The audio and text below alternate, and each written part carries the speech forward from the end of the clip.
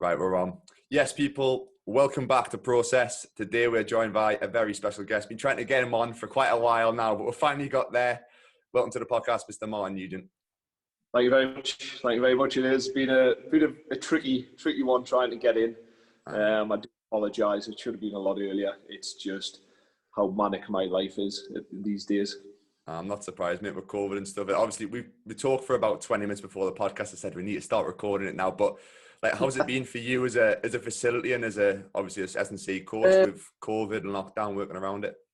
The first lockdown, there's not much you could massively do about that. And I'm one of those type of guys where I've stressed to people that we follow science here. That's ultimately what leads programming here. And I'd be very hypocritical if I had said, oh, well, I don't believe in the science and what we're doing with COVID.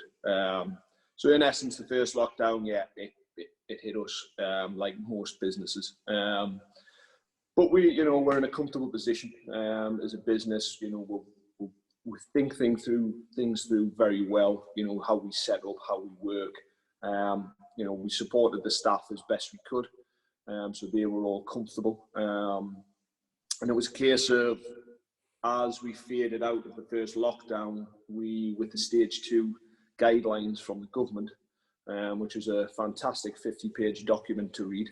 But it was one of those where we had to read it. We have to then get our risk assessments in place and put a full COVID process for keeping people safe. We started back with the professional athletes, so the guys who were on an elite program, which we do have quite a few, and the guys who earn a living in sport were allowed to be reintroduced from, I remember rightly, it was early July. Then obviously we transitioned everybody else in when all official gyms were allowed to open for our development level guys. So we phased everybody back in a return manner, and the same with the staff. And then obviously the next lockdown hit. So it was a case of our development level guys weren't allowed to train, but anybody on 16 above on a performance pathway to either making a living in sport on a like Olympic pathway or professional sport or education were allowed to actually train. So we haven't been that hard done by. I'm not going to sit here and complain and say poor old us, because sadly there's a lot more companies who probably wouldn't survive this. And I do feel for the sectors of people who have pubs and restaurants and things, especially in the northeast, and I think where the government's probably just starting to let us down now, because the science simply states secondary schools and supermarkets are the worst place to be if you want to catch COVID. Whereas if restaurants are smart and pubs are smart, it's not an issue. But for us, we've cracked on, we've adapted. The guys, the athletes we've got, even from 6-year-old kids in the development groups, that really switched on to COVID. The socially distanced from both the coach and other people in the facility, clean them after themselves. So, everybody's just embraced it as being just normal. So it's been a tricky one. It's been a headache. As a business, this limited company now, as it stands, is 2.5-year-old, but I write pretty much most of that off because, as I discussed earlier, I've only worked 7 months of a 12-month year. So, but we've managed. And the way I'm looking at 2021 is we just managed the COVID thing, and we just start to ramp everything up, get more staff in, with the larger goal and aims that I've got in mind, to develop this company as it is. We've just got to just get on with it. More than that, no point in whinging about it. It's what it is. It's one of them, I've still got over my head. We've still got, we're still getting paid. We're getting on with it. We can coach. It's one of those. Yeah, I think that's the best attitude to have with this sort of thing, because there's nothing worse. Like, I get it with like a few of my clients and stuff. They get themselves down about it, but you can't do anything. You can't change what's going to happen. Obviously, the government are going to do what they're going to do. You just need to control what you can control. 100%, and that's something we ingrain with our athletes is in young guys who are striving for contracts in football. You can't control someone's opinion. You can't control anything outside of what you can do. That's it. That's the way we approach it. Yeah, we just got to do what we've got to do, and ultimately keep people safe, keep people happy. You know, they're the two key things, and just give them some form of normality with some of the guys, because a lot of the guys are missing that sport, especially the development level guys, and there's that worry. And it's like, just don't worry about it. There's no point in worrying about anything that you just cannot simply control. And that's the way I've learned myself, because I used to be a worrier, and I used to get agitated when I was younger. Oh, I want to do this one. What's the point? You only get more grey hair. I wish I could get grey hair here. To be fair, nothing's coming through anytime soon for me, mate. And then it starts to appear in other places, and we're not good there. Because this will end up X-rated. So. Oh yeah, no, don't worry. I'll put explicit on the podcasting. So if there's things that I said that I shouldn't be said, it doesn't matter too much. Mate, it happens. But yeah, it's great to see that you've obviously. I think that sort of attitude comes with experience in life, whatever it is.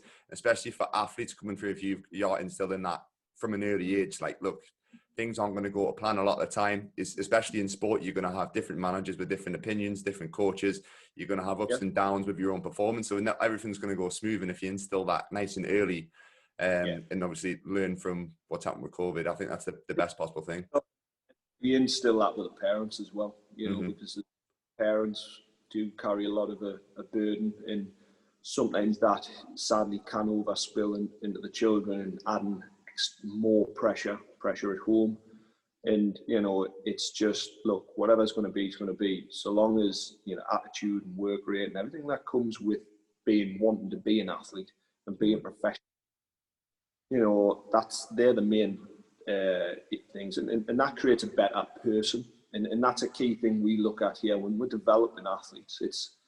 It's not just about the athlete, it's about the person, you know, instilling good traits with them, you know, things, you know, I think sport gives a lot more than people give it credit for.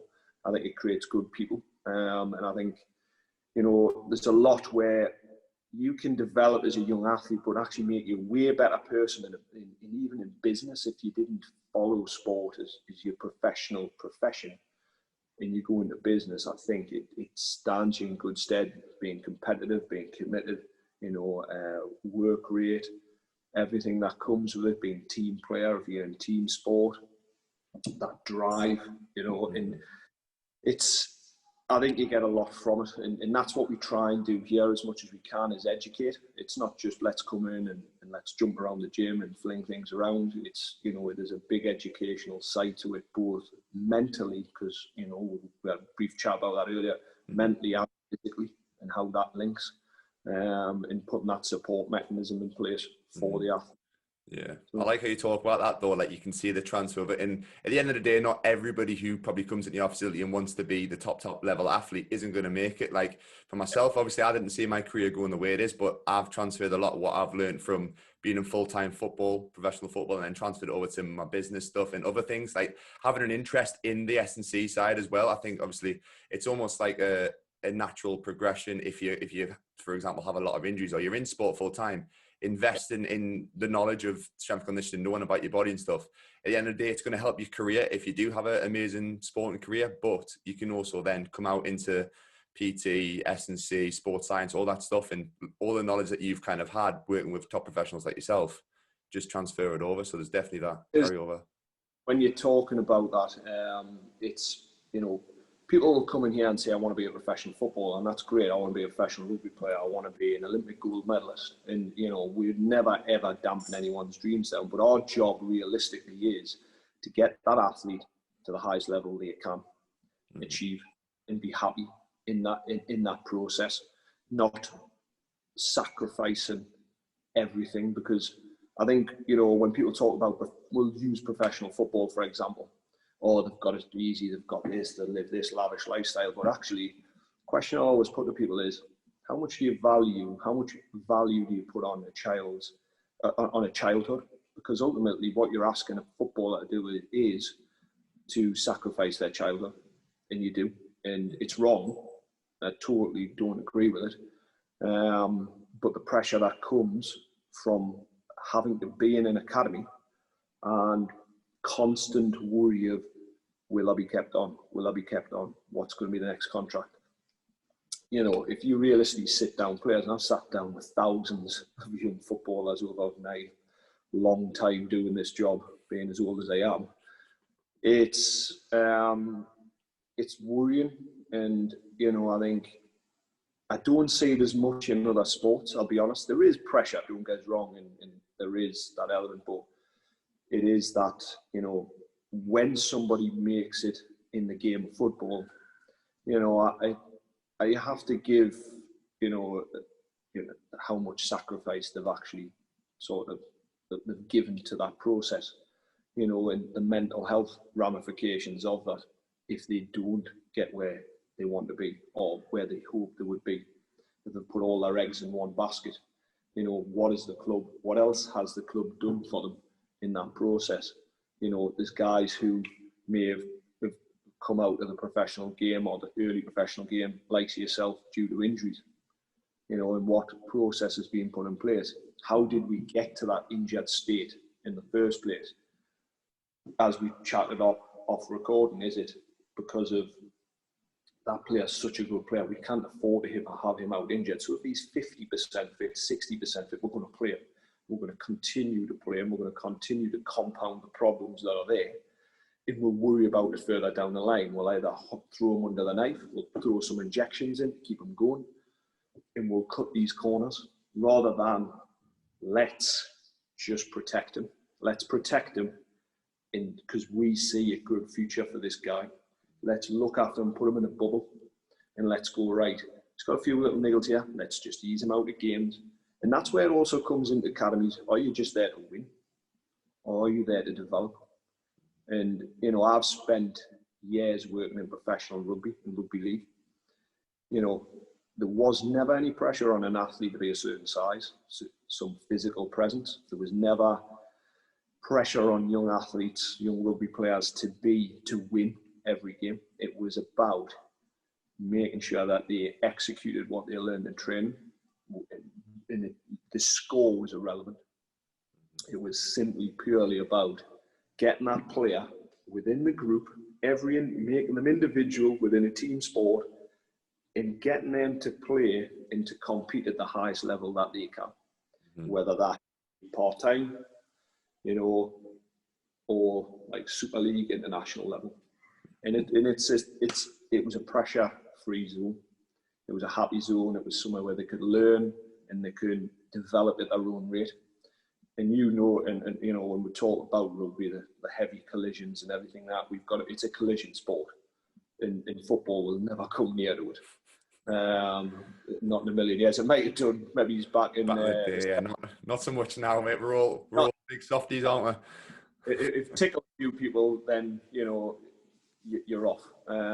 But it's a case of, you know, you would always think physicality and that demand to be big and powerful. It's like, no, it's actually, or do you have the skill acquisition? Are you good enough technically to be there? The rest will deal at a later date and will allow you to develop going forward. So no, it's a strange one. I mean, I don't want to waffle too much on that. No, mate, that's great stuff. I like how you think about each player as an individual, because I think because of all the generations of football, like talking about football specifically, they're in a very old school mentality that like, you just got to do whatever it takes to get there, and everyone's slightly different. Like I always say, football, like you mentioned about young athletes, it's like gambling with your own life, because there's a lot of commitment. There's a lot, and if you get there, if you win the lottery and you make it as a professional football, it's amazing, it's brilliant. But if you don't make it and you get that rejection or you get an injury or stuff like that, it can mentally mess you up and it can ruin your life. And it takes a lot to build yourself back up.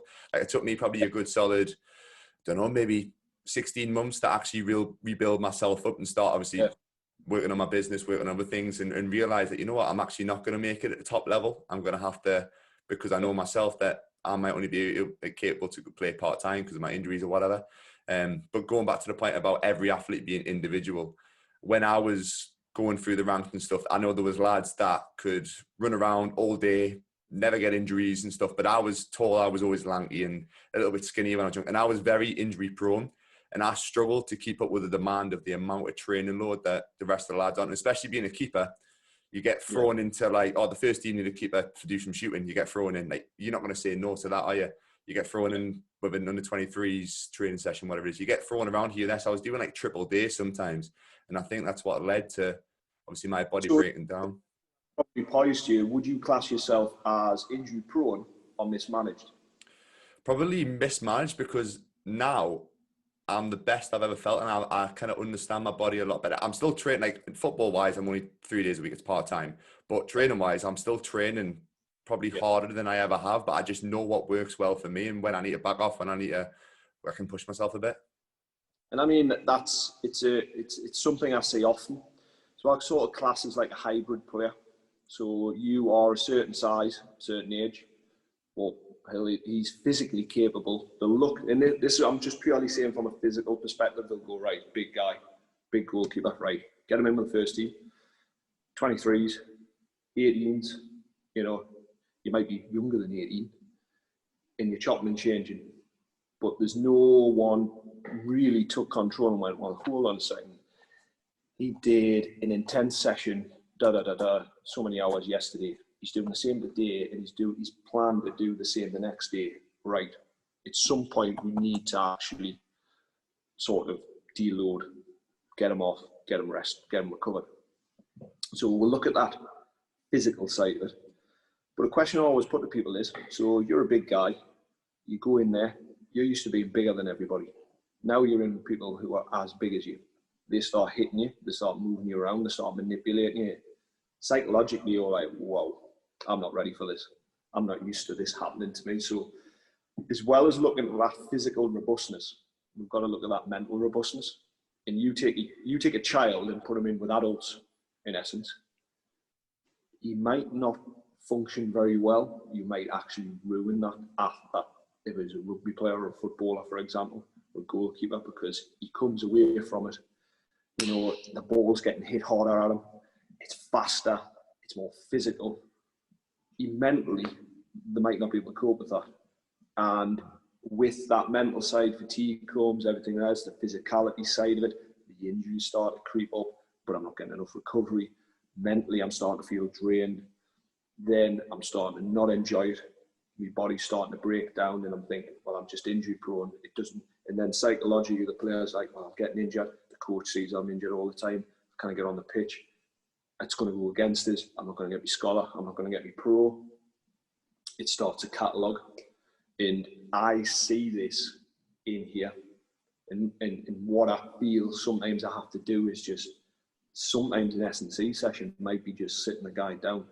The guy looks drained. He looks tired. He's mentally gone with it. Let's just have a chat. Let's make sure you're right. Let's have a mobility session, nice and light. Let's just talk through what's happened today, what you've done in the week. Oh, well, I feel like I'm overtraining. I'm training with this age group. I'm training that age group. And they're a fantastic player, but that's how we ruin them. And that's how we're not nurturing them properly. And it's something that really does need to be looked at massively going forward. And I think it will. Because what you've actually got to remember is as well, if you actually went on the NSPCC website, you know, we're looking at children are below the age of 16, and some of the guys are working in 10s, 15, 16-year-old, might be going in the 18s. When a child starts getting mentally sort of exhausted in regards to a form of abuse, i.e. overtraining and things like that, it is what it is, it's abuse. And we've got to nurture them. Now, you might have a 15-year-old who's 6'5" or whatever, but he's still a 15-year-old kid. Yeah, might not be physical. We've got to be aware, physicality, does it match the personality and the person that they are? And we've got to be that bit careful with it. So you getting flogged around different age groups could ultimately have led to overtraining, biomechanical imbalances. You're very limby and long legged, so you're going through all that growth. And you know, when we talked earlier off camera about tendinitis and things like that, a lot of tendinitis comes from biomechanical imbalances and stresses the tendon. So it's a case of just easing you back off, looking at what might be going on. Think, we really don't want to have any form of medical intervention if we can help it. That needs to be the last thing we look at. But sadly, sometimes in football, they just go, we need a quick fix. Jab them with this, nick that. So I'd worked with a player years ago who had it through growth. He was always stiff through his hips, groins, straight in, football club, let's just cut the nerve. Yeah, well, he's not going to feel it, but it's still going to be there. And it's going to reoccur again. The pain's going to eventually come back. But we've went to that symptom, but not the cause. And that's a key thing. But, without, again, waffling on, it's a case of we've got to be really smart how we manage players and hybrid effect, chucking them through the different age groups.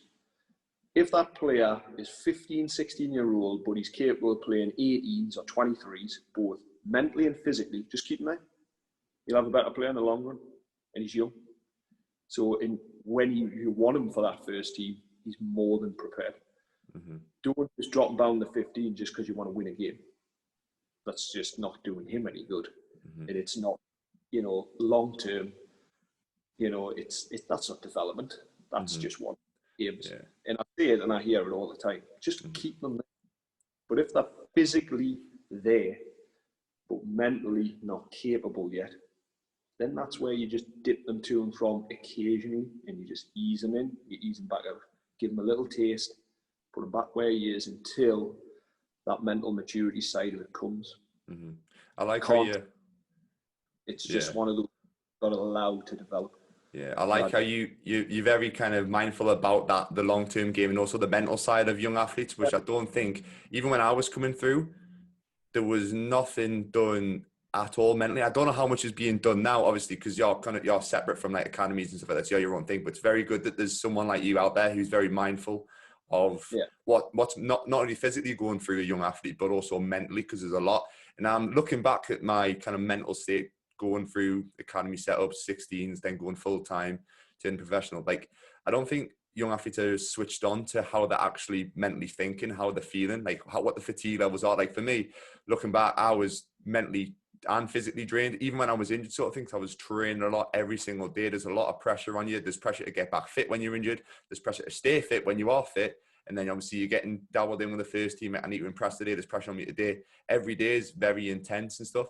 And I obviously don't realize it until now. Like there is a lot of pressure, a lot more pressure than people actually realize. Some people are great at, some people, like you look at a few young lads now who have obviously kicked on really well. They are very, very fucking mentally strong to go through that consistently. And I don't think people realize it. And I think there's a lot of young lads who do have the ability out there, like probably better ability than some lads who have made it, but it's just the mental capacity and also the mental ability to recover from things, and everyone's different. I mean, one of the key things, and if for any parent that might watch this, what goes on at home is massively important. For me, it's a case of you need to be looking at creating an environment that when that player comes home or that athlete comes home, you're de-stressed. That it's not a pressure. You just don't really talk about it. You'll just say, how was your day, stuff like that. Not, well, what do you think you were doing? You had a nightmare the second half. Because you do get parents who will just absolutely lay into the kid and they don't give them an inch. And it's like, right, you're going to go home and we're going to go out on that pitch and we're going to run and you're going to work. It's like, well, actually, why don't you just do it, create an environment where if he's had a bit of a bad game, so what? He's learning how to play the game.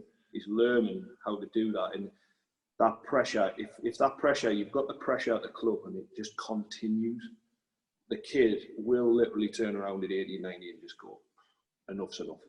They'll go off a different path. And it not just football, I've seen it in boxing, I've seen it in different other sports. It's, for me, a key thing when for any parent is it's creating that environment where they can simply talk about anything they want. It's not always just about that sport, it's not always about that game, but just be a parent. Don't add pressure to what they've already had. But also at the same time, don't, trying to put this the right way, don't bend over backwards for the football club and just accept things, question things, ask why these are happening. get something, because there's things I hear that come out of football that just blew my mind. They really do. And it would more than anything else, because there's things and decisions and comments that, you're giving a child some impossible tasks, right? You're not tall enough, you're not big enough. Go home and grow. Yeah. So what do you want him to do? You're judging a kid at 14, 15-year-old, not when it counts. Is he technically good enough to be there? If he's technically good enough to be there, then he's there. If he's got a work rate and a good hard work, he's committed. He's pleasant. He's a good person. The technical side's there. Then work with it. The physicality side, because nobody can ultimately dictate how tall anybody's going to grow or how big they're going to really be. We have ways, peak height velocity, all that type of stuff, which can have a prediction, but we're never ever completely accurate. It go one way or the other. And it's that extra pressure that they'll give them just impossible tasks and impossible feedback that they just can't do anything with. Right? You need a certain height by this age. How on earth can you even achieve that? It baffles. Right? You're not fast, quick enough. You're not explosive enough. You're not strong enough. Well, the question I put back to the club is, well, what are you doing about that? And that's the way I would work. You're a development. So that if you look up the word development, what does it mean?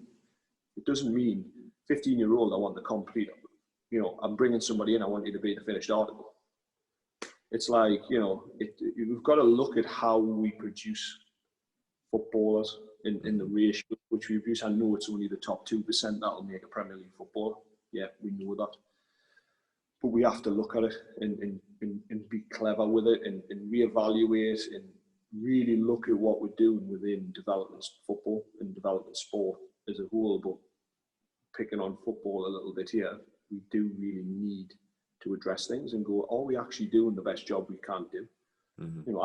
What I do on a weekly basis and go, could it be better? Could that be better? Reevaluate myself as a coach. I don't know everything. And, anything I will put as a development point with any athlete that walks through, so football, rugby, track, it's backed up by science and it's backed up by not just a random opinion that I've just plucked out of the air, But it's always positive because it's development. Nobody's ever going to be the complete finished article. Nobody's perfect. There's no such thing as perfection in sport. It just doesn't exist. It's as simple as that. And I think pressure within and around football clubs is huge. I see it on the faces of kids on a weekly basis, and we try and deal with pressure as much as we can here. Yeah. Just try and keep them focused in a more positive mindset and re-educate parents where we need to, because parents do worry, and they're always going to worry about their kids and worry little Johnny's not going to get his chance. So what? Let's go somewhere else where he will. Let's go somewhere appreciated. Don't worry just about that club. You do not owe them anything. It's a case of you've got to do what's right for your child. It's don't pressurize them. Don't put it on them at home. Give them something else. Go and do a hobby. Go and do something. Takes their mind completely off it. And then when back to it, it's a case of you're not compounding it further. And, I've got to go back to this. I've got shit at home. Getting shit back to the club. What am I even doing this for? I've actually got what it's like to enjoy a game of football. Yeah, that's what I forgot that for years, I forgot what it was like to have that pressure. And I think for any young lad who was listening, or any parent who's obviously listening as well, even more important, if you're thinking to yourself, I'm not enjoying this, and you're like 13, 14, coming up through academy, you've got to have a think like, why am I not enjoying this? Is it the pressure? Is it because I'm not playing well? Is it something else outside of football? Whatever it is, you've got to really question that. And I like the point that you made about obviously when you're growing up, you're gonna have growth spurts. You're gonna lose your coordination. You might not have the height at a certain age. It triggers me so much when I hear a coach or a parent or something say, "Oh, like he's good, but he's not tall enough." Or like he's good, but I don't know what's happening at the minute. He can't kick a ball right. But I remember when I was 14, 15, I couldn't kick a ball for a good year because I went through a massive growth spurt. I think Rio Ferdinand talked about it in the High Performance podcast, the Jake Humphrey podcast. he had a spell when he was 13, 14 where he couldn't kick a ball. He just felt like he lost all coordination. Like when you're growing, you're going to have things like that, and you've got to take them as a coach. You've got to take that into consideration when you're looking at a lad. Like 6 months ago, he was great. Maybe now he's just having a little bit of a rough patch. Like he might be growing, or he might just, his confidence might not be there. Have a look at the long term and have a word with the lad and and I mean, how are they feeling? You know, the PK velocity stuff comes in. It's not like, oh, it's just a way of seeing how tall a player is going to be. It dictates and leads what the programming should be from an athletic performance perspective. It will also give some feedback to the technical coach and go, well, actually, like you just mentioned there, the reason he can't accelerate. He's setting touches like a header. You know, his reactions in goal, his arm speed and limb speed, it's slowed right down. Yeah, because the pathway is changed. It's lengthened. Mm-hmm. So if it's lengthened, that neurological response is going to slow down. It's an understanding and an education. And I think maybe, you know, and again, I'm not trying to pick on football. I love football, but in some cases, in some places I've been and seen, there's a lack of understanding from the technical coach's perspective on this side of things. And, you know, you go into rugby and, you know, there is a higher level of education generally across the board in rugby. So you get a lot of rugby coaches who might have a law degree, they might have this, they might have that from university. And when you've been at university, it gives you that. What it gives you is a skill set at university. It's not just the subject areas, it's the ability to actually research and actually go and find some answers as to why these things are occurring. So when you talk, I've worked with a lot of really, really smart rugby coaches, you know, and who have understand the whole concept of growth and development within players. And that's why they don't throw a huge amount of emphasis in the early years on physicality, because they just want the lads to grow. Just let them develop. These are things they can't control. So why even try and put pressure on it? And like you say, the physicality demands in rugby are massive. But they're not going to a 15-year-old child. You've got to be this height, or you're gone. So you've got 6 months to grow. And I'm not making that actually up. That is something that I've heard it really recently, and it was me. It really does, and it's like, come on, what do you want him to do? You know, and it at that point, it's like when we're monitoring growth, sometimes I'm like, look, because he's so mentally drained of having his height measured, I'm like, you're going nowhere near getting measured. We're just keeping you away from it because he's, you know, and there is an educational element there. Maybe that does need addressing. And like I say, I think the way that they've formulated academies now, there is some really good academies around. I mean, your Arsenals and everyone like that. They're doing things right. So I'm lucky to have had players in there. And one of my former coaches has now gone there to work, which is good. And they're doing everything right. And you know, that right within a reason. You know, we're never, like I say, we're never going to get it perfect, but they are going along that road. But I think across the board, there does need a lot more work. I mean, at England level, you know, I've spoken to guys down there and everything's set up ready, that, you know, and they're doing everything the best they can, but ultimately they only have small control because you'll only see them on camps. The rest of them, they're off with the club, and it's totally down to the ethos of the club and maybe what even the head coach wants. And a lot of head coaches don't really know much on athletic performance and development. They want everything now, and they're not bothered how it happens. It's sad, and it ruins people. And you know, you hear of the poor lad at Man City who was released, and he's committed his full life to it, and ultimately give his life. But he couldn't deal with what's happened to him. You know, is a sad thing, and I think mental health in regards to footballers and a lot of sports people, and especially when they're young, they do need a lot more support. You know, people think they've got the life of Riley, they earn lots of money, but it's sometimes be a lonely place. Very lonely. Definitely.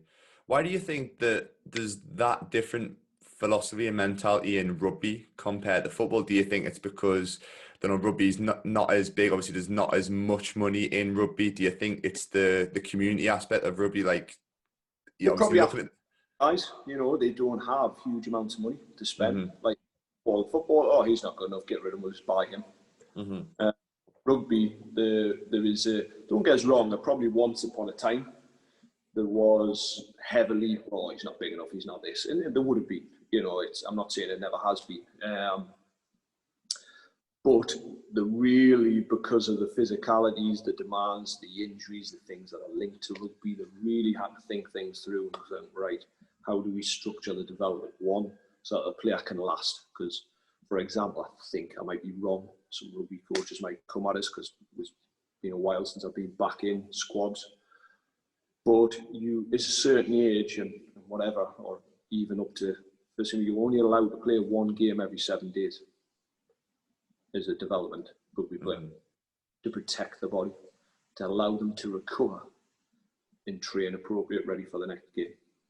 Now, and obviously, if we look at head collisions, for example, they've always had protocols in place for concussion, where I can tell you now, I've had numerous concussions, headbutting people in football, clashing of heads, hitting goalposts, you name it, and I just cracked on, got on with it. And where in rugby they would have a structured return to play depending on the extent of the damage in what the doctors said. Then you had to pass tests to come back and play. So cognitive brain tests to play. So it's a case of there's probably been more research put in there. There's less money, clearly less money in rugby. The physicality demands will require a lot more research. So that's probably where it's come from. Whereas football, it's always been, we didn't need the gym. Just get the ball out, get a few cones out. And there's still guys now who I argue with, who I love, and they're good friends and old school scouts.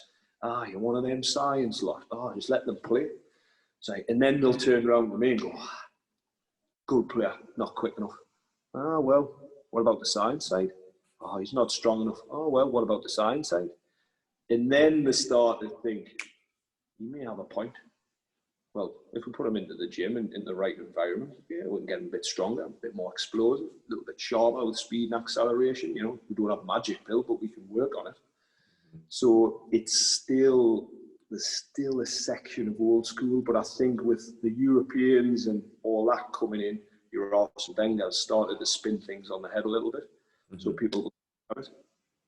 Could we freeze it for 2 seconds? I think someone just come in. Of course, mate. No worries. Right, we're back on. So yeah, we're literally going to end up blabbering on there. But talking about obviously your business, talking about yourself, what are you going to say about the? It's the whole, like you just we talked off there. It was a case of you weren't quite sure exactly who I was in regards to who you're going to come on the screen with, and I've always tried to I'm not.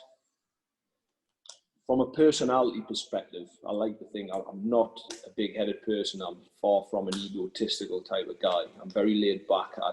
I'm the guy who just sits in the background and gets his job done. And I've been doing that in sport. So people might think, well, you called your business Martin Nugent Elite Performance. It was actually, we had a lot of conversations with my family and my wife, Erin, and her dad, Rob, and were like, what do we call the business? And they were adamant it had to be my name. And the elite performance being on the PhD factor of what I do. So there is a reasoning behind it. So when people sometimes come and train, like, I thought I'm training with Martin Nugent. It's like, we have hundreds of athletes who come in each week, and it's a case of I can't physically work with everybody. But I like to oversee everybody, and I'll mill around in the background. But we've got some fantastic coaches here as well. So I would never, ever, for all of sort of under the ethos, so to speak, of the gym in the facility itself, and me, if you want to say that. But it's a case of they're their own coach.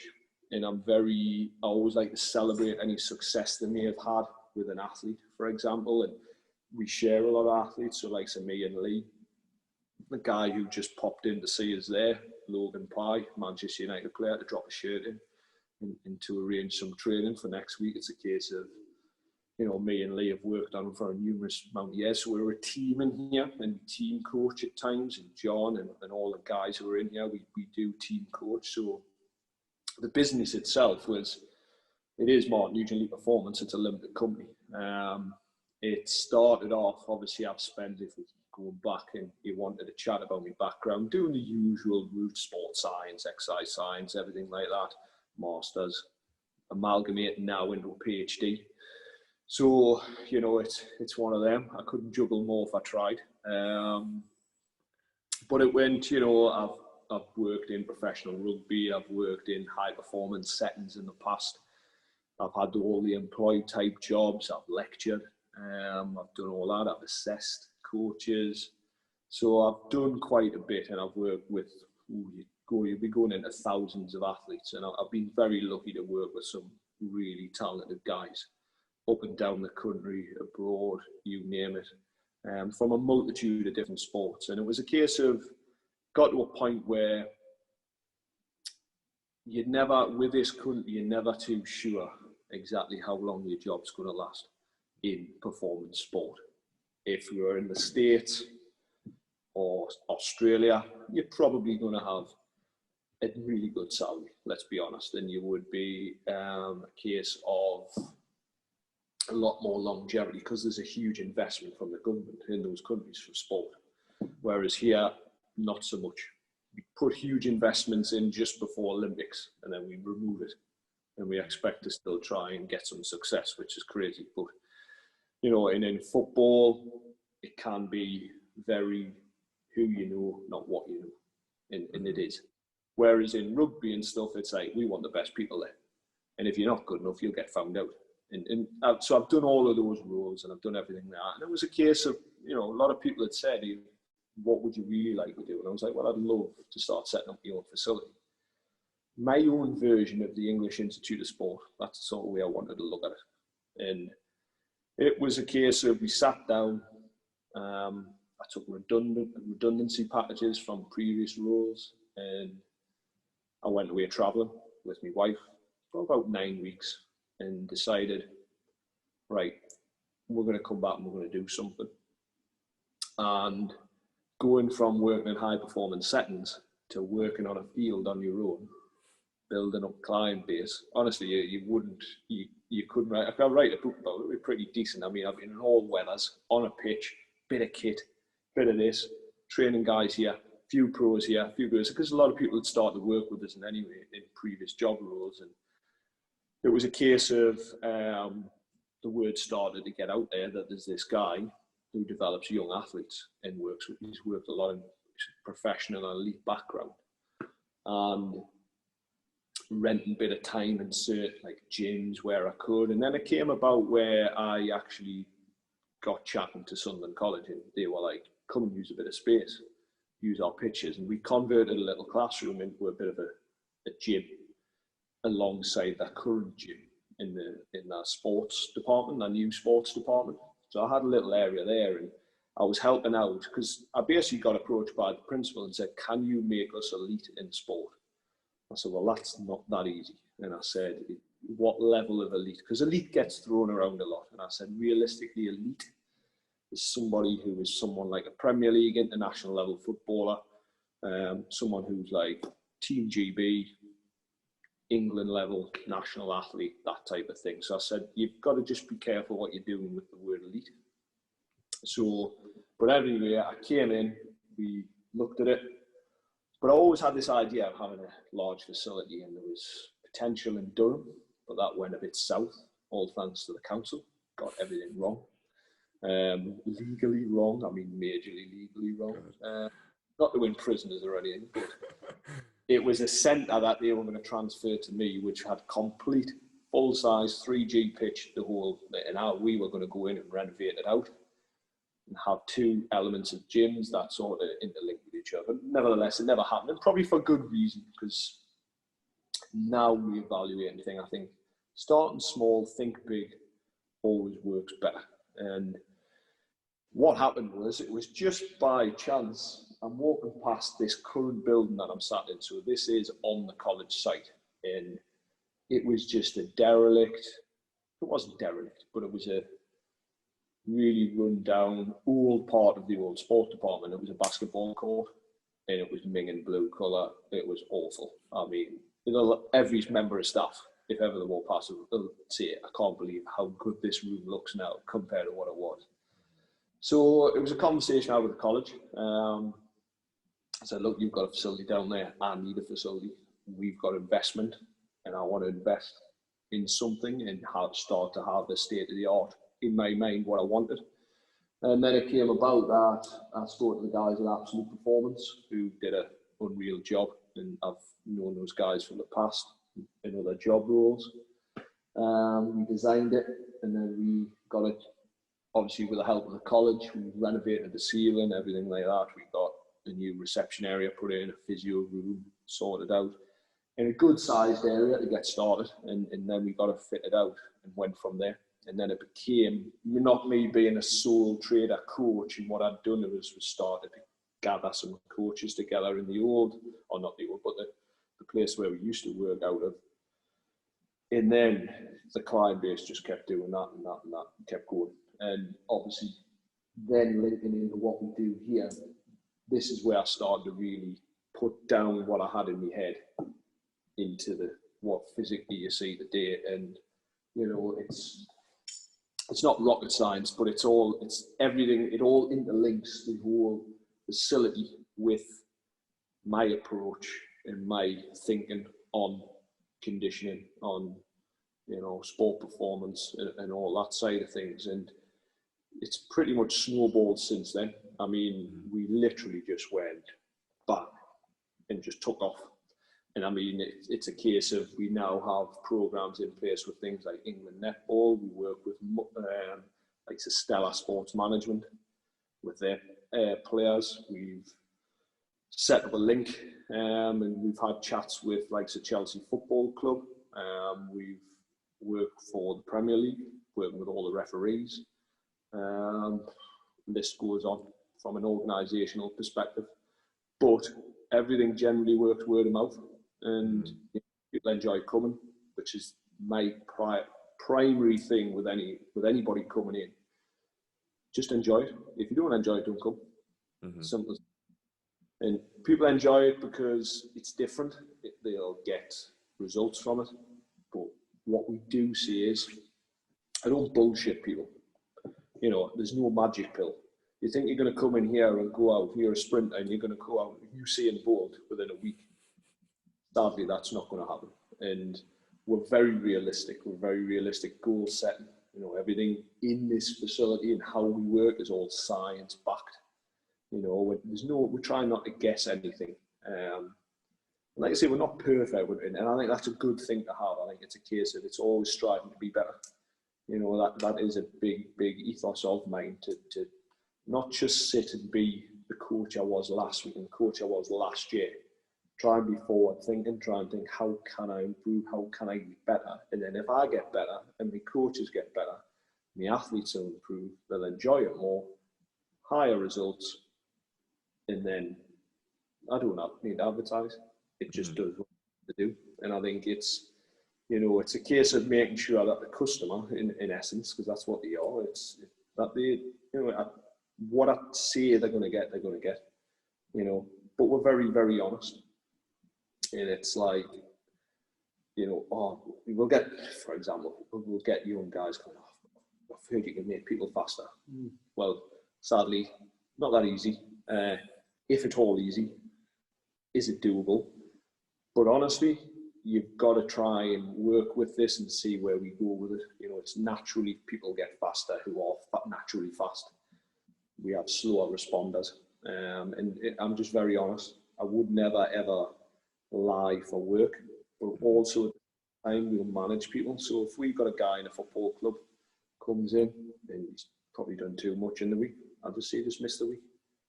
You know, and that can be a bit of a financial sacrifice for me, but it's their well-being is more important to get where they need to be. You know, we're not overly, I'll be honest, there'll probably be some guys who watch this, and I'll be brutally honest, and they probably don't like it. I'll be truthful. I know, and they probably make some sort of assumption of who we are and what we are, and they've never met me before. They've never met me staff. They've never been in to make a judgment. But we're very open doored. We can go and chat to a football club. Like, come in, look what we do with your players, and they can learn from us. We can learn from them, and ultimately work together to get the better player for their football. I was going to ask you about that. With obviously, I remember when I was growing up, when I was seeing different S&C coaches outside of the football club, the academy, they were always a little bit like funny about it. I think it's because they don't know what you're doing. Obviously, some coaches don't know what you're doing at the football club. Yeah. I was going to say, how did you kind of build that relationship with the club, and how have you found it? Have you had any issues with certain? Obviously, you don't have to name clubs and stuff like that, but is it just best to be open? Somewhere along the line until we just sit down and go, actually, and then to see what we're actually doing. That's not bad. We've linked with first teams, with academies, and sometimes they're not even linked, which I find and that's just the ethos of the football club. It's not an individual coach or member of staff. And we get a lot of good praise, probably for the most. We're not like, look at us, we're better than everybody else. It doesn't work that way. I'm not that type of person at all. I'm very much a guy who appreciates other practitioners and other performance coaches and S&C guys. I think ultimately, if we all come together and realise we actually could work as a team, then life would be a lot easier, and athletes gain more from it. And you've got to remember, I've been in their scenario before. So all I used to do was just link up wherever they might have went, because I know what rugby players are like. I used to have to nearly chain the door shut in previous gyms to say, look, you've done enough. Just go home, eat and rest and get to sleep. But if they were going to do anything, just liaise with us. Let's just make sure you're doing something that isn't contradictory in what you need. And the beauty of what we can provide and help with the clubs is we can be more individualised than what the clubs probably are, because I do appreciate they don't get a huge amount of investment in the S&C teams within academies and stuff. There might be like 2 guys to a full academy. That's not enough. It just simply is. They can't manage everything. They can't manage everything individually. It just becomes a numbers game then. And that's where it can get a little bit lost. And that's why guys might come to us and say, I just feel I need that little bit more. And we can really hone in, take them through. So when you asked me, when you sent us a question through about how we lead in with an initial athlete, is we take them through it. We've got different levels of assessment, which include biomechanical observations, everything from ankle range, hip mobility, hamstring, glutes, spinal, everything like that. So we want to see how they functionally move. So some movement mechanic work, the ability to deal with ground force, sticking landings, stabilizing. And then things like opti-jump technology, some of the basic stuff we'd use with some witty timing system. So we'll have a look at some accels, speed work, change of direction. But then we can go as far as in-depth as force plate analysis, looking at. So I've got a vast interest in asymmetry, lower limb asymmetry, and how it affects things like acceleration, speed, injuries. And we have hamstring solo. We can identify, individual issues with people with hamstring, from discrepancies between left and right leg, eccentrics to concentric loading.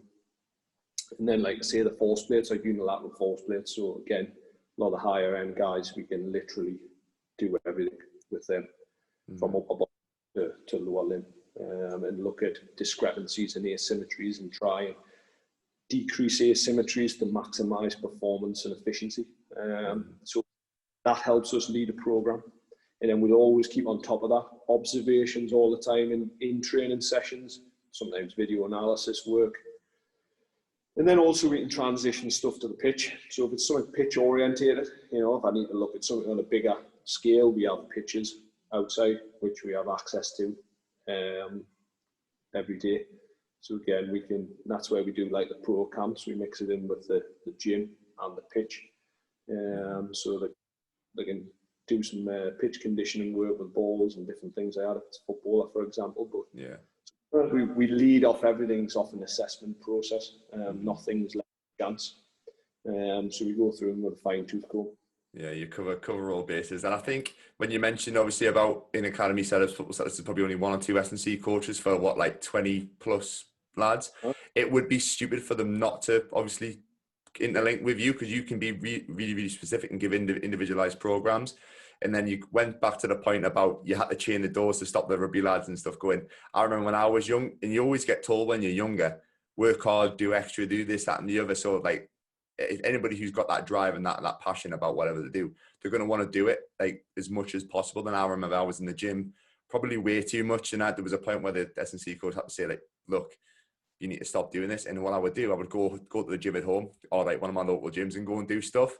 So I think there's different ways of going about with young lads. Like, first of all, like, listen to people like yourself, the S&C coach and stuff, who are giving you that advice that kind of sometimes you do need to back off, because I was 100 mile an hour all the time, which might have led to me overtrain and my injuries and stuff like that.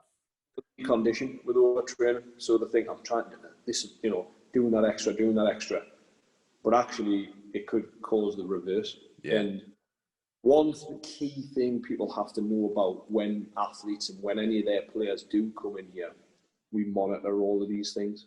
Mm-hmm. So looking at right, how much have you actually done? We'll always be aware, and even if we don't have a direct contact with their club, we ask questions. We're not stupid, and we'll figure out, right, well, I've done a lot of heavy squatting this week. Okay, right, well, we're going to deload quads, and we're just going to do a little bit of focus work on hamstrings, because they're going to be important, and we can't have a huge asymmetry between quad hamstring ratio. Mm-hmm. Simple as that. And that's as easy as it needs to be. If it's been a heavy week and then maybe he's played and done a lot of heavy training, we might just do a mobility recovery type session. Mm-hmm. and after them. We're not just flogging them into the ground. Yeah. That saying that goes around, any idiot can make another idiot tired. And you see, sadly, a lot of it. People masquerading, I'm this, I'm that, I do this, I train athletes, I do this. We're just breaking them. You just make them tired, and then they think that actually it's doing. But actually, when they start to break down and decondition and they can't compete, then the penny drops for the athlete. That really probably wasn't the most appropriate things I could have been doing. Mm-hmm. And I see it, with clubs want to protect what they've got. And I mean, from our side of things, when I've chatted to clubs, first thing a club will only ask, what's your insurance like? And it's a very good question, to be fair, because I bet you there's a lot of guys who are training footballers and stuff with inadequate insurance. Yeah. So we have an insurer, and I won't tell you how much my insurance is a year, but it's quite high. We've got the only insurer in the whole country that insures us for Premier League level footballers. Really? So we fully covered. I mean, I can imagine. He's like an insurance guru. So he works for a huge American company, and he is risk averse, like wouldn't believe. So we have thing tied up in here. Not to mention the 15-page COVID risk assessment. Yeah, so I can imagine it. So it's a safety element in here. Everything, we run it the way you would expect it to be run in a full-time professional environment. And that's what we get alike. So people come in, so we've had people from universities and England and you name it, from different sports, and the like. It is a professional environment, and that's what I've ultimately tried to create, is that in trusted. Yeah. And that's what you get a lot of buy-in from professional clubs around the country, and approval for people to be here. I understand where some S&C guys might be coming from. I've been there, and that's what they've got to remember. But when people come in here, rest assured, people are well looked after. We can only give the right guidance. We'll never risk. It's not what we're here for. Otherwise, we wouldn't be probably as successful as what we are. Go to MMA, get injured. All right. Yeah. I might say that. You'll get injured going there. What a ludicrous comment to say. It's just like, well, that's really small-minded. People got to be careful what to say. It's because it's You know, I'm not one of, I don't go witch hunting people. What did you say? I'm too old for that shit. I know, it's just maturity levels, mate. You're a mature man now. None Just of that crack, stuff.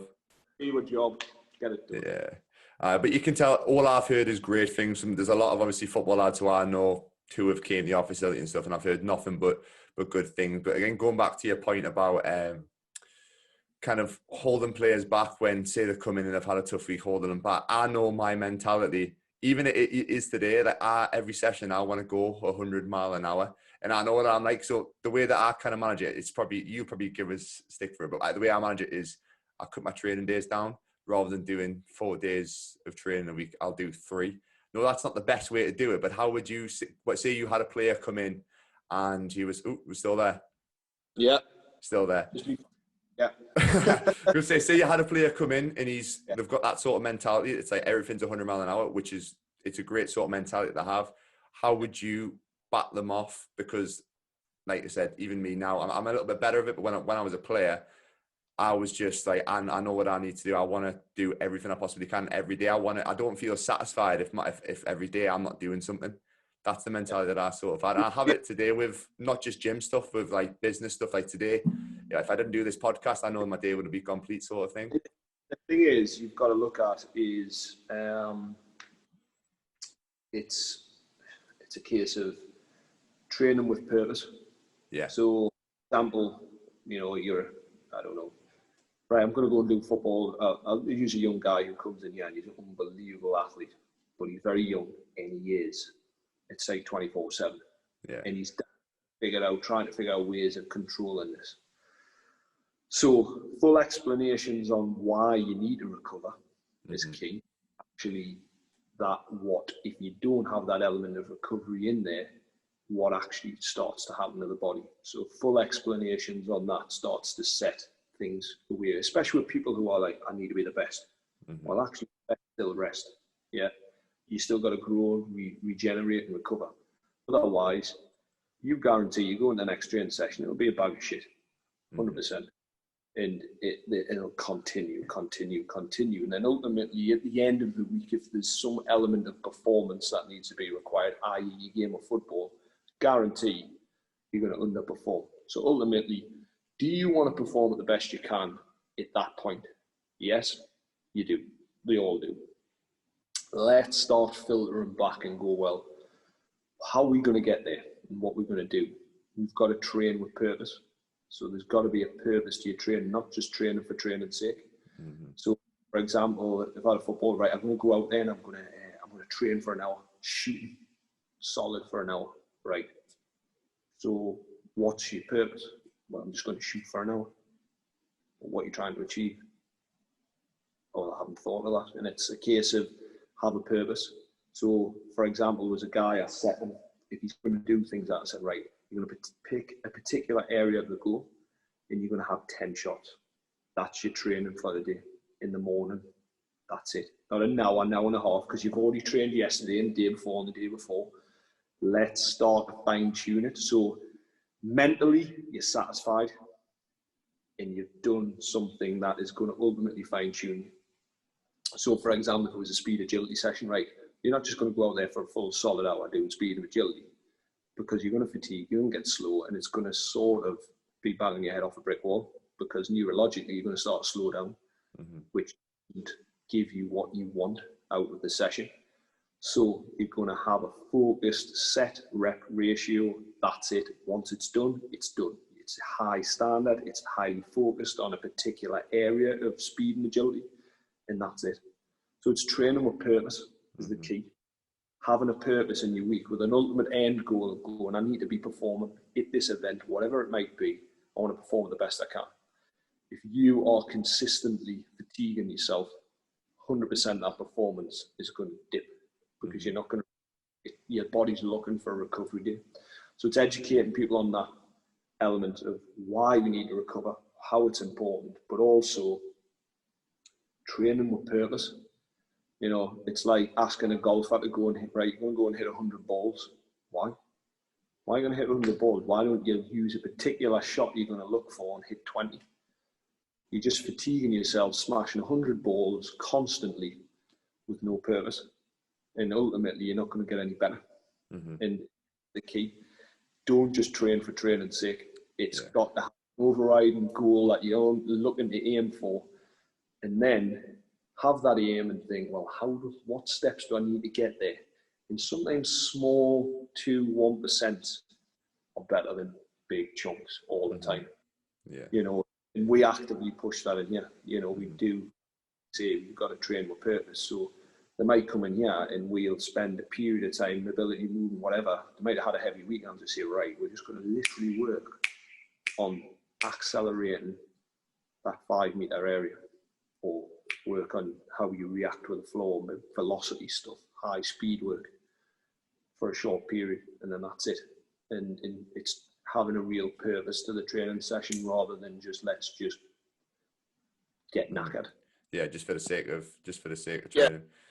Tell you what, because I'm going to go and plug myself back in. No worries, mate. That's fine. There we go. We're back on. Yeah. So, like, talking about what you said about training with purpose, 100% massively agree. And I think a lot of young lads probably need to listen to this. And I wish when I was a bit younger coming through times, I had someone who explained it in detail, like you did. And I wish that I had coaches who had the same sort of mindset. Like my training schedule, I remember when I was like 17, this was when I was doing triple days. My keeper coach, I would quickly have breakfast at 8:30. I'd be outside at 9 o'clock kicking balls for 45 minutes. I'd be in for prehab warm up in the S&C in the gym, then out at 10:30, and then I'd be back out at 2 o'clock, just kicking balls again, just practicing, because kicking's obviously, it was kind of the era when goalkeeping, everyone needs to be good with the feet. So I'd practice both feet, and I'd be doing God knows how many extra reps a day, but the quality obviously probably wasn't there. And then also going back to, like, football's a high pressure sport. For example, a goalkeeper taking goal kicks, you're probably only going to have maybe 20 goal kicks in a game, something like that. If you do the same thing in your training, there's a lot of pressure on those 20 goal kicks. Every single one needs to be in play, needs to be on the striker's head, needs to be, if you are doing 100 kicks, you're not going to have that same sort of match day pressure, are you? You're just going to be doing it for the sake of it. Not stopping. Mm-hmm. So really, I've seen numerous drills where people have multiple in a row. Question would be, would that realistically happen in a game? And what's the quality of the shot stopping going to end up looking like? Not to mention the injury potential from doing high load or high volume of shot stopping. So, you know, realistically in a game, you're going to either save it, you're going to get it out the way, or a defender's going to be in there, or it's a goal. And it's as simple as that. So you might pull off 1 or 2 3 push where you've had it's been rebounded around, and that's it. And it's the same with kicking. You're not going to kick it and slice and go, shit, can I have the ball back? I'll try that again. It just wouldn't happen. So it's that training with purpose, fine-tuning, rather than, you know, because you hear old school things, David Beckham spent hours and hours and hours out training extra, practicing free kicks. Yeah, he would have trained extra practicing free kicks, but he didn't stand there and kick 100 balls. He would have went, I'm going to have 15 shots. I'm looking for this particular area, and I'm going to fine tune it so that there's no fatigue there, and it's just high quality repetitions. Mm-hmm. And it's the same in the gym. In what we try and do here as well with athletes is look at that week and help them build that week to maximize it, but also, depending on their age, still have elements of being a child there, having fun. You've got when COVID is near, but go and doing things, down the beach, going for a walk, going on your bike, go and just have downtime. Don't think, I've missed a day of training. And we do have a few guys who are like that, and we've had to retrain them mentally how to sort of deal with that. And through education, like I said, sometimes sitting down and having an educational session with somebody is just as vital as doing a training session, because we can get some good work done, so that they can go away and they're self-sufficient with things. And that's another thing that I'm very big on, is building self-sufficient athletes. So parents actually aren't allowed in the facility because there's no pressure element there. They're not looking to see if they've done anything wrong, because I said you're allowed to do things wrong. That's the only way we learn, as long as you're not going around throwing a 20-kilo plate at somebody. But I mean, actually getting the drill wrong. Yeah. So it builds independence, because what I see at the parents is, you send little Johnny or anybody off to go to a camp, go into a football club somewhere where they haven't been, if they're so used to having a parent with them all the time, it means they're probably not going to settle down. They're not going to be self-sufficient, i.e. looking after themselves without their parents being there, So, we used to put all sorts of things in place with the rugby guys and say, your parents don't pack your bag for you. You do, you prepare your food and learn. They put stuff on for them to teach them how to cook. So they actually start to cook their own meals and wash their kit and finding their way to places. So, for example, there's one player who was coming to England with me from up here, England camp, and I'm going. So he asks me for a lift, and I said no. I said, you find your way down, and I'll give you a lift home. And that was it. And that guy's went on to be a Super League player. Yeah. Self-sufficient, switched on, independent, athlete after themselves. So yeah, I like that because I think especially in high-level academy setups, football, like especially Premier League level, you're nurtured so much, a lot done for you. Mate, it's ridiculous. I didn't realise, even like from being at Newcastle for 11 years and then going to play in Scotland in the Scottish Championship, the level, like the difference and stuff. Breakfast is, you walk in, your kit's laying out perfectly for you, towels folded, ready for your shower after training. Everything's done. At 9 o'clock, chef's making breakfast for you, scrambled egg, beans, toast, cereals, fruit, everything's laid for you. Training session's already out for you. You've got your prehab stuff wrote on a board for you. Everything is done. Like, you just turn up and kick a ball around. And I was like, there's a lot more to it than that. But having that's like growing up, like in football. A lot, it's like everything. Don't worry about anything. The real world doesn't exist. Yeah. That's what it is. And that can be a flaw, because if the guys don't get to that living on cloud nine, the real world hits them with a good whack. And I mean, there's a story I heard, I won't mention names of football clubs or footballers, come storming in, first teamer apparently, storming into the office.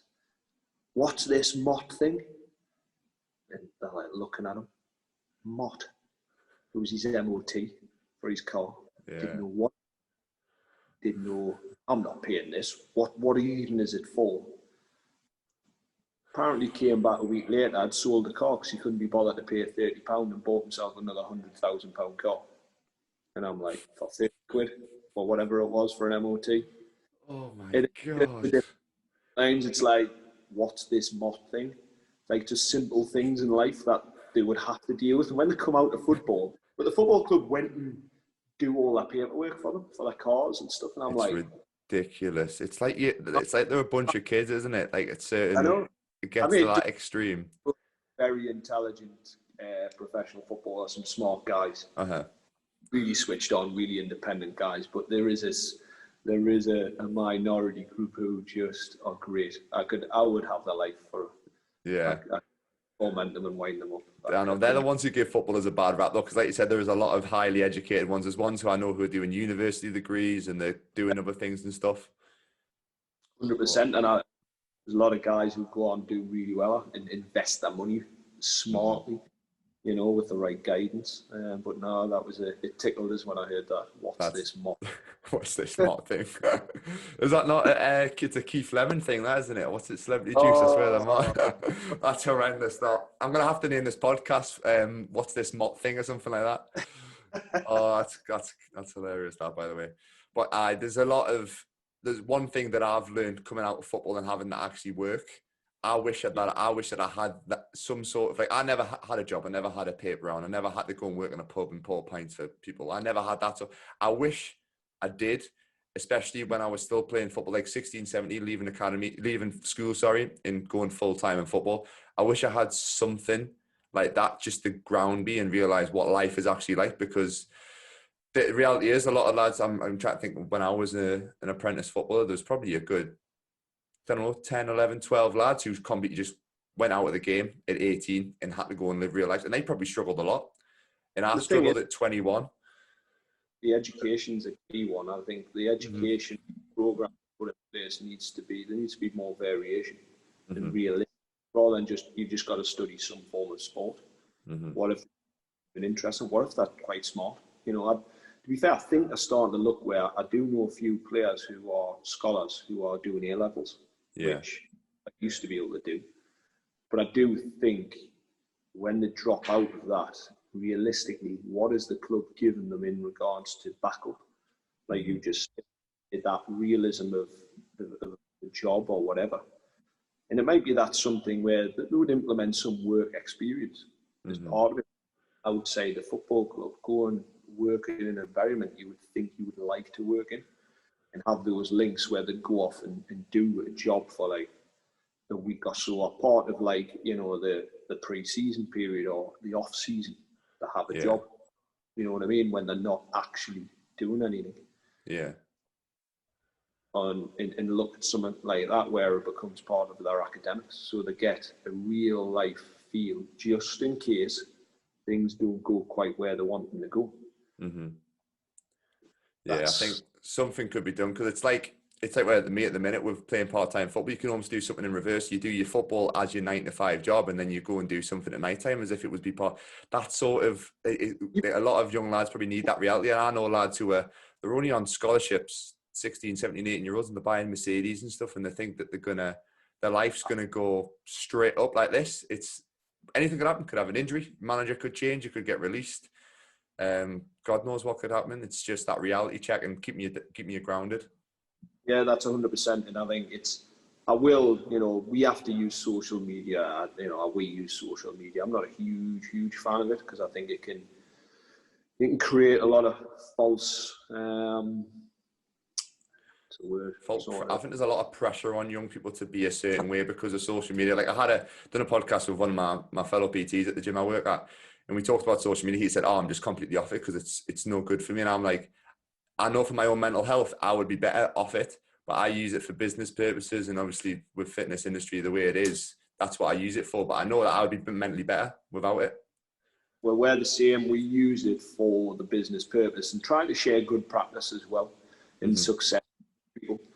But it does have its flaws, and I think you see a lot of young footballers giving it the big one, but realistically, they've still got a long way to go. And I think they see other people doing it, so they automatically feel obliged they've got to do it, and puts that added pressure on. And there's people living the old champion lifestyle, but living on busy pop. But that's the impression that people can perceive on and give across on social media. And my advice to all young guys is just don't worry too much on it. Yeah. Just promote yourself in a positive way, but not in flaunting or anything like that. Just keep yourself focused. Because I said, if I'm honest, now because of social media, all potential employers, whether it be football or not, will be watching. And whatever 100%. They don't like it, you ain't going to be where you think you're going to be. And that realism now, you are tracked and monitored more than you'll ever realise. And I think now like the FA, I believe they all do social media training because it's out there, and in whatever domain and whatever you've done, it's being really smart and clever with it. But it does put a lot of pressure on young guys. Now I'm glad I never had it when I was a kid. I mean, Jesus. I know. I think I deleted my. I remember when I was 16 and we had a talk thing when we were starting our scholarship and stuff, and we were 16 and I had a Facebook and I was like, I need to delete my Facebook and create a new one because God knows what I put on when I was like 12, 13, 14. Like I just wiped it. Same with my Twitter. I deleted Twitter. I need to get back on Twitter, but I'm not on it. It's an argument. Whenever you go on it, there's always somebody arguing with someone, and I'm one of them type of people. I like a nice, easy life. I can't be bothered with aggro, and especially not behind the computer, because they'll put the computer on the back of his head. But it's I don't like little keyboard warriors. I'm not one of them. I've had a few run-ins with CrossFit coaches on Twitter before, which I found quite hilarious, and I just I'm getting this because they're just getting so aggressive about athlete development and how CrossFit was fantastic for it, and I'm like. And I'm like, well, show me the few citations of research that states that. Thanks. And they did. Yeah, I was gonna ask you. I made a note because when I was training, I was gonna ask you about CrossFit and obviously training like what do you think about CrossFit for athletes? Because obviously you train for like 5 or 6 different things all within one session. Make it short and sweet, because you could talk about this. Could be a separate podcast altogether. Oh well, we'll not go there, and I'll probably upset loads of people. But it's, you know, CrossFit's CrossFit. CrossFit's good for coaching CrossFit. Mm-hmm. That's it. And from an athletic development perspective, I mean, it's a lot of it's forced adaptation. So there's no periodization in it, from what I've seen from people. And don't get us wrong, there's some strong athletic guys in there, but you've also got to look at the injury rates in CrossFit are quite high. Now, in the gym environment, your first priority as an S&C coach or performance coach, don't injure your clients. It's like a number one rule. You know, it's injury prevention. That's the first and foremost point of S&C in athletic development. It's keeping people robust, keeping people doing what they love doing. So when it comes to CrossFit, it's been very, very, be careful is what I would say. Don't get us wrong, there'll be some good coaches around. I'm not disputing that at all, but my experience with young guys who fell into CrossFit thinking it's S&C, and I'm talking about everything from 9-year-old children below, doing really inappropriate training and actually causing more problems than actually getting any benefit out of it. So it's just really small what you do, and I'm not going to berate all of CrossFit. You know, that's people. You know, people are active. It keeps them active. Yeah. Oh, that's a good thing. But from a youth athletic development perspective, nah, I'm not having it. Yeah, it goes back. I know it goes back again. Train for a purpose, isn't it? For a sports element, if you want to perform at the highest level in sport, no. Yeah. But if you want CrossFit, by all means, if you're general population and you enjoy it, it keeps you fit, gets you moving, I'm all for it. But just be careful about what you're doing, because there's a lot of doing 100 kg cleans into burpee box overs. What do you call it? Box jumps and stuff. Yeah, I mean, someone's jumping up and down on a box. Old Betty gets on the box, but actually nobody's ever examined how she lands in a landing mechanics, and can she actually land? See, does she have that ability? You know, in doing it to fatigue. So, and you know, if they do that with an older person or a young kid who wants to be a better footballer, you're going to ask questions later on when he's got chronic knee problems and back problems and you name it. He can't, you know. And it's one of those. It's just circuit training, let's be honest. Yeah, no, it's literally just torturing. Get as many exercises in as possible and torture yourself. Yep. To be fair, I enjoy doing little bits of it. I take aspects of it, but I know that I can't go and do hand cleans, and I can't do too many plyometrics and stuff because I'll just fall apart. I just take aspects of the style of training, and then. So if you're doing a little for endurance, there's no point at all. It's you know, if you're snatching a bar, snatch bar, it's power. It's power. Yeah. It doesn't want to be done 20 times, and that's where it comes into play. That's when the danger element comes in. Yeah, we've got to be really careful with that. Yeah. But you know, we'll not get too. I'm not going to argue with Matt Fraser. To be fair, though, he's a different specimen altogether. You're a bit of a spit and a bit of a double, actually. I just thought about that. I don't know. No, great stuff. I've been called many things, so take it. I'd take it. Fittest man on earth. Anyway, we'll wrap it up with that. We'll leave the CrossFit conversation for that. Did you have a look at the 3 questions that I sent you? The little end Q&A. All right. So what? 3 people invite round for a coffee or dinner. That's the one. I sat with my wife and I was like, I never was ever asked us these questions before, and it's like it's one of them. I'll go away from this and go, should have said it. Should have said here. This. But Barack Obama's on there. I think he's the type of guy who hasn't, you know, he is, in my lifetime, the best president I've seen. He's cool. He's a cool bloke. He's got an aura about him. He's intelligent. I think he would be interesting to sit and have a beer with, have a pint. Robin Williams. Yeah. You know, we talk about mental health, but how quick-witted and sharp that guy was, how funny that guy was. I just think you get bored. You know, and this is surprising because a lot of people probably thought I would just say a sport, but I look at other professions, I look at other people, and I think you can gain a lot from other people, not just sport.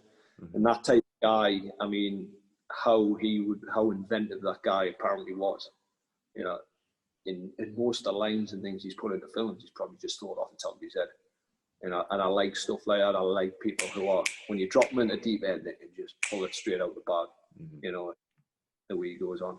Freddie Mercury, I think just the talent. I mean, you know, not a lot of people know it. I mean, my grandmother was mad about Queen. I mean, I grew up listening to Queen as a kid. Yeah. And I mean, even up until in like our 80s, she would be listening to Queen. Yeah, so it's Freddie Mercury just for raw talent, I think, mm-hmm. more than else, because I have a big appreciation for people who are the best at what they do. Raw talent.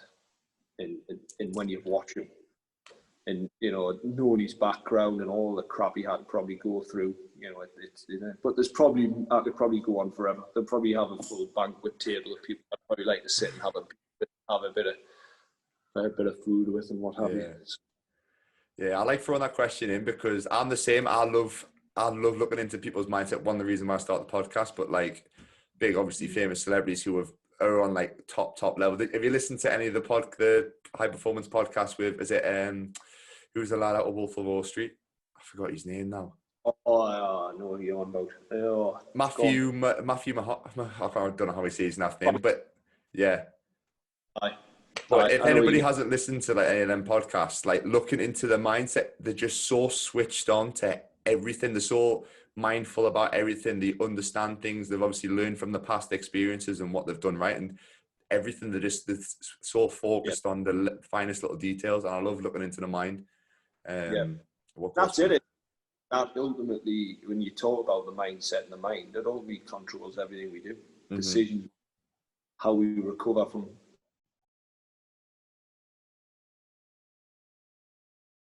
Right, we're back. Change the location quickly. Change the location. I forgot what we're talking about, but we're talking about successful people and mindset. But the next question, 3 people you'd like to train with. Can be football related, rugby related, gym related, anything you want.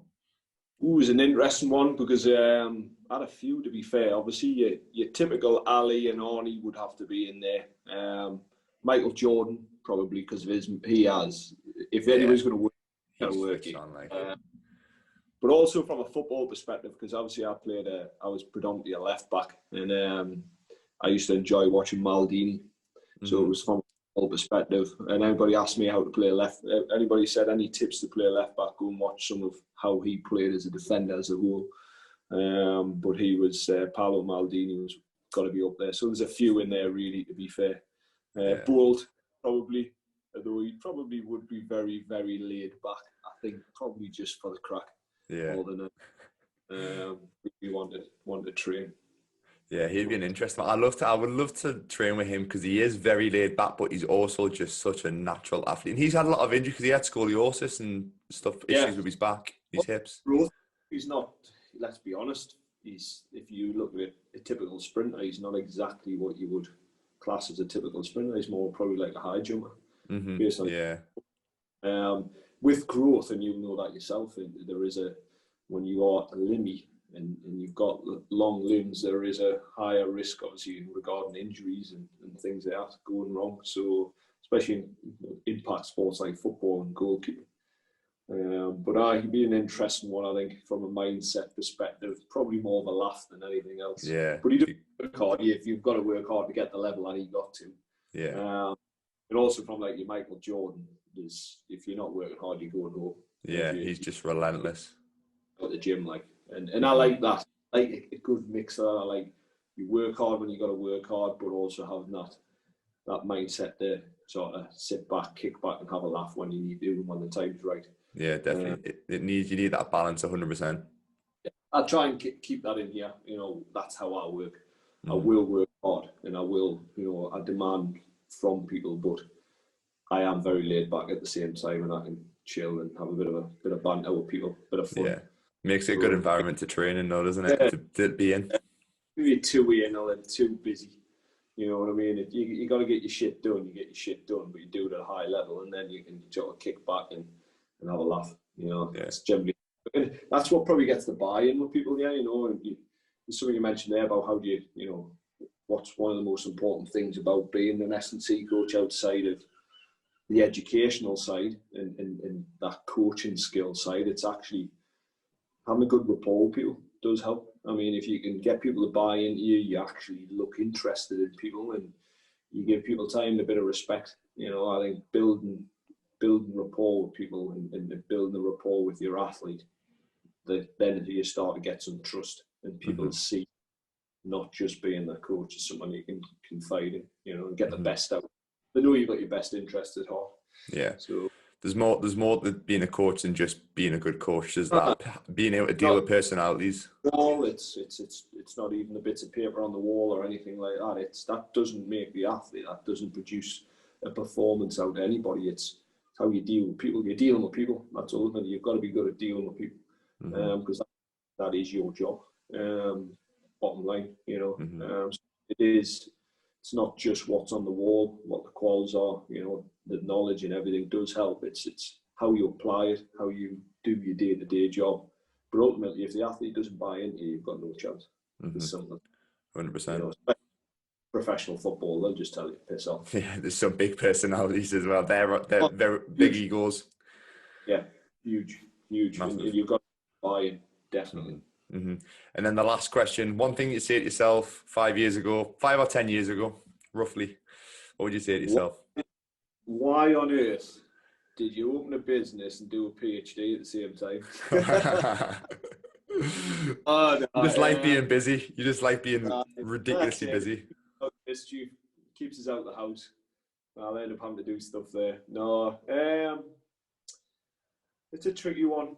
Probably a lot of things I'd say to myself and have a word with myself about. But I think a key thing for me, and I say this to a lot of athletes, is just be patient. Try and enjoy the now rather than worrying about what went on in the past and what may happen in the future. You know, I think I take every day as it comes. Try and be, like I said earlier on in the podcast, should be that little few % better each time.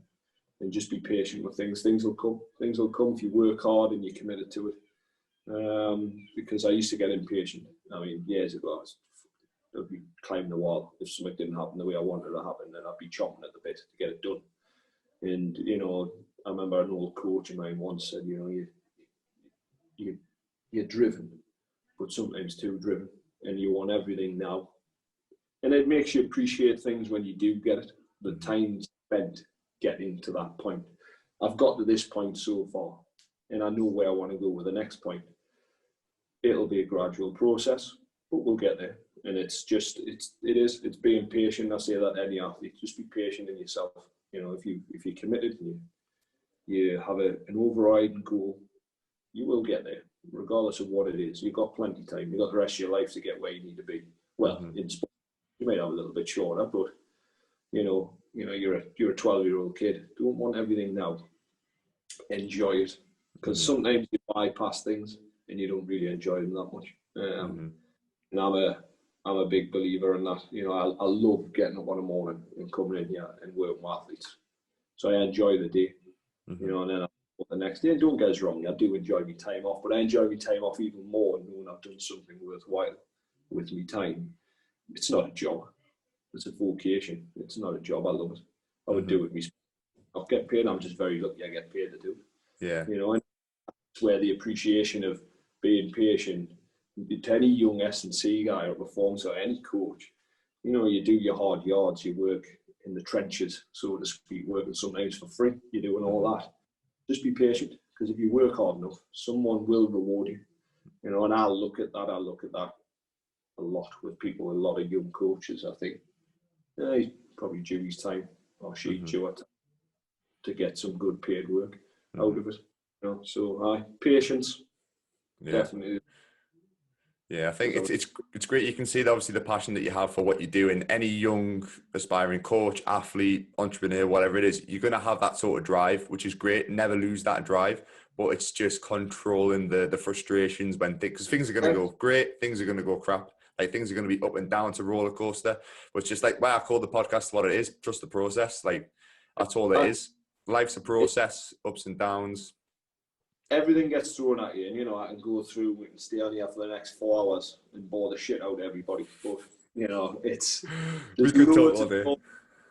there's loads of stuff I could tell you about journeys and stuff I've had to do, and you know, unpleasant things that have, you know, happened to me personally, like in regards to losing people and stuff. But they're the driving force as well, because I'll be open. I lost my mum as a young lad, a 16-year-old lad. But my parents had such a passion for sport, and that just lives in me, and that's how I grew up. And I just transitioned that over, and I love it. And I see people who hate that job, and I'm like, well, change it, do something about it. You've only got, as far as we're concerned, this is it. You get one opportunity, so why not just do something you enjoy doing, so long as it's legal, before anybody says anything. I want to be a drug. Oh, great. Go on. You do you, mate. I'm fine being perfectly legal. No, but it's just one of them where I'm not going to preach and try and be all that, but it's just go out and do it. Go and do something. So if you hate doing what you do, go and find the first little thing you need to do to get to where you want to be, and do it. Mm-hmm. Just get it done, and going on, and then do the next thing, then the next thing, and then bit by bit, just being patient.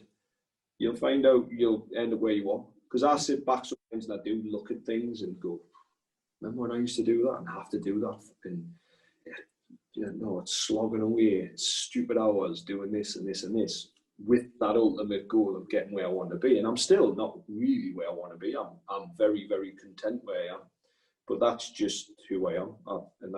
Once upon a time, I would have been climbing the walls, right? Bloody COVID, bloody locking the gym down, doing this. I wanted this done, I wanted that done. But I'm like, nah, it's what it is, it's what it is. I just enjoy it. I enjoyed, weirdly enough, the time I did have off, just to spend time studying, doing some extra stuff that I'd never always get a time to do, and spend some time on myself. Mm-hmm. Build myself, looking after myself a bit more than what I would normally do. So patience is definitely worth. It's not something that should be sort of ignored. I think it doesn't matter what you like. If you're just a bit patient, it will come. Things will come. Definitely. 100%. Yeah, it's nice that you said that you are kind of content, because a lot of people get stuck in the pattern of life of when they do have that drive and they achieve something, they want the next thing straight away, and they want the next thing. It's going to happen. Like if you do have a drive or a passion for anything, you're gonna achieve one goal. There's going to be another goal. It's just life's a constant thing of achieving goals and then find another one. And it's enjoying that. When you've achieved that initial goal, you've got to enjoy it, absorb it, get a feel for it. Then sort of think, what's the next one? What am I going to look at? And then start it. But enjoy the moment rather than just, oh, that was great. Oh, I want to go out of this. That's a good thing, but just sometimes you got to sit back and just take it in. Take in what you do and how it's going. So you with your podcasts and stuff like that, this is something you probably never thought you'd ever fall into doing. Mm-hmm. But this will be a long line process of wherever you've got to go and wherever you're going to go. Mm-hmm. And it's thing you learn from. You're learning from other people. You're picking up pointers and ideas and sharing your thoughts. And that may help you go in the longer term. And you sort of sit back and think, remember when I spoke to that person or that person, and I gained a lot from that. That's helped us get where I need to be. And if I'd never done it, I would never have got there in the first place. So it's a case, you've got to be patient. You've got to absorb whatever you're doing currently and not just wish your life away more than anything. Yeah. Enjoy what you do in the process of going to the next step, whatever it might be. I don't know, in your job or in your personal life. I'm big one on that, and whether it's sport. I just say to lads, enjoy it, or girls, just enjoy what you do now. And, we'll worry about the future when we get there. Mm-hmm. Yeah, I like to use process a couple of times there just to get the podcast name out there for you. I like that. I appreciate that. But no, I like that exactly what you said there about enjoying stuff. That was one thing that when I think a lot of young lads are probably the same when I was younger, and say I achieved something, say I had a good game for something like that, I would just be like, right, that's all right. I've done one game. There's another one down the line. I want to go and focus on that one. Enjoy that moment. Yes, like enjoy the evening. celebrate it, whatever you do. Don't go overboard with it, but control yourself. But then the next day, that's when you can see like, right, now I'm going to switch on to the next thing, but just enjoy that little moment. It's like, say, for example, I can't remember who it was who taught, it might be Rio Ferdinand, talking about when he was at Man United and they won the league and whatever it is. They didn't really celebrate it because it was just expected that Man United would win the league.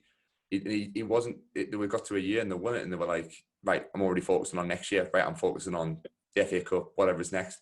They didn't enjoy the moment, and he's looking back on it and said, I regret, like, looking back and then having a regret on something like that. If he's saying something like that he regretted not celebrating the moment, then if you've got your little celebration, your bit of success, go and enjoy it, because you might down the line look back and think, why didn't I go and enjoy that moment? Because that was a one moment that I'm never going to get back. Yeah, and that's it. And you lose, if you're not enjoying it, you're going to lose the passion and realise, well, there's going to be a thought at some point in life where you go, well, why did I even do it in the first place?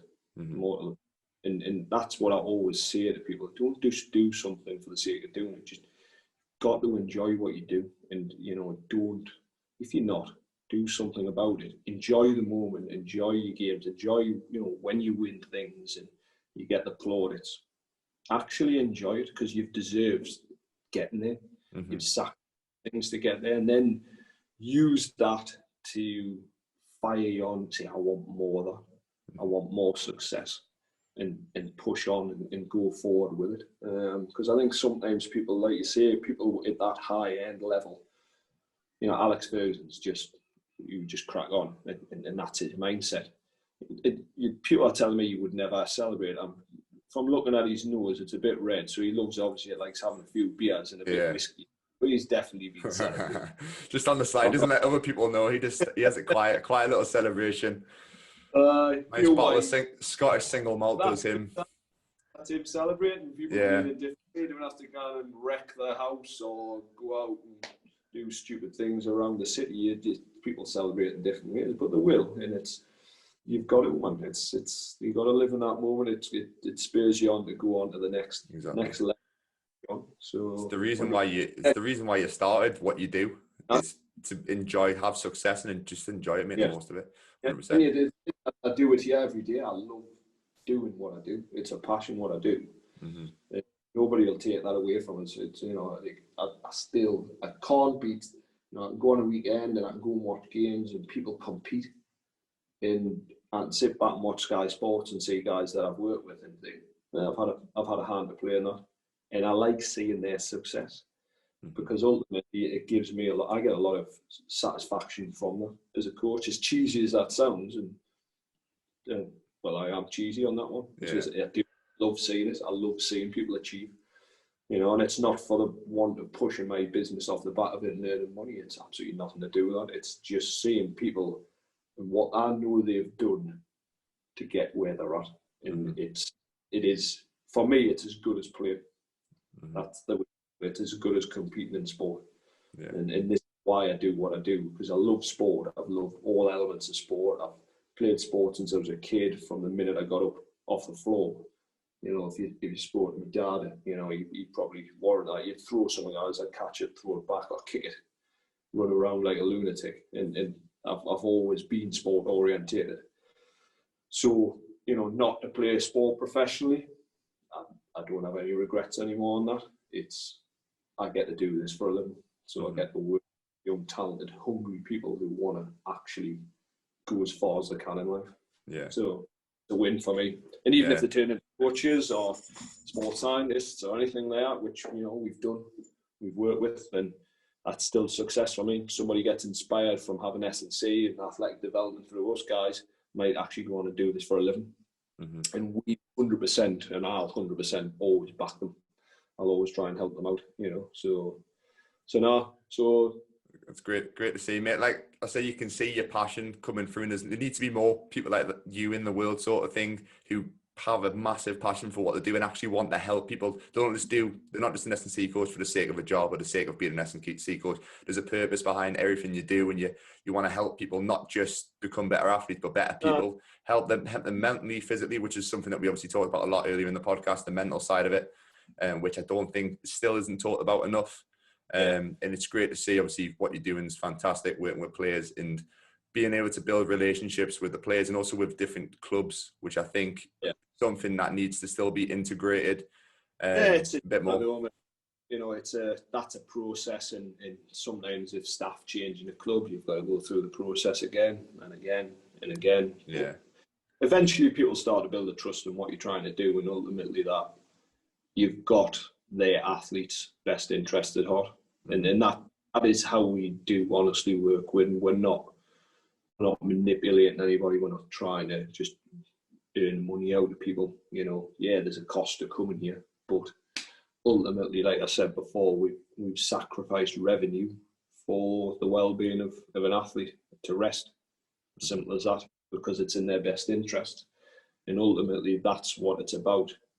How they, you know, I do all the tests in the world to prove how well the training's going here, but it's how they perform when they go to compete. That's the ultimate performance. Is how they, if they win, lose, draw, or winning on the track or whatever it might be in a boxing match. That's the ultimate measure of performance for in, you know, having that success. So definitely, mate. No, that was a great podcast, mate. Thank you very much for coming on. If anybody wants to get in touch with your company facility, whether we'll get in touch. Yeah, just feel free. The usual social media outlet, websites. You know, we're very open. People want to come if it's coaches and not just athletes. They want to come and have a chat. Obviously, they have to book in still for a chat, but due to COVID, very open door. We're very open door, and we're very, you know, it's a nice. Someone actually said it yesterday. We've got a very family feel here, where you come and you're part of a family. We're all trying to get to the right sort of similar destinations, and we just, you know, no matter what the sport is. And like yourself, you're more than welcome anytime to pop in. Definitely, mate. I'll definitely have to head over. Look at them injuries and stuff. We'll get you plenty to talk about, mate. I've got a big list waiting to show you. But no, I'll leave. Yeah, I know, exactly. I'll be a challenge. But I'll leave your social media for anybody who's listening or watching. If you're on YouTube, they'll be in the comments. If it's on the podcast, it'll be in the show notes. I'll leave all the details so you can get in touch with Martin. I'm sure he'd be happy to answer any questions and get in touch. But mate, that was perfect. Thank you very much for coming on. Not a problem, mate. Apologies it took so long. Don't worry, mate. That's absolutely fine. Cheers, mate. Thank you. Take it easy, pal. See you in a bit.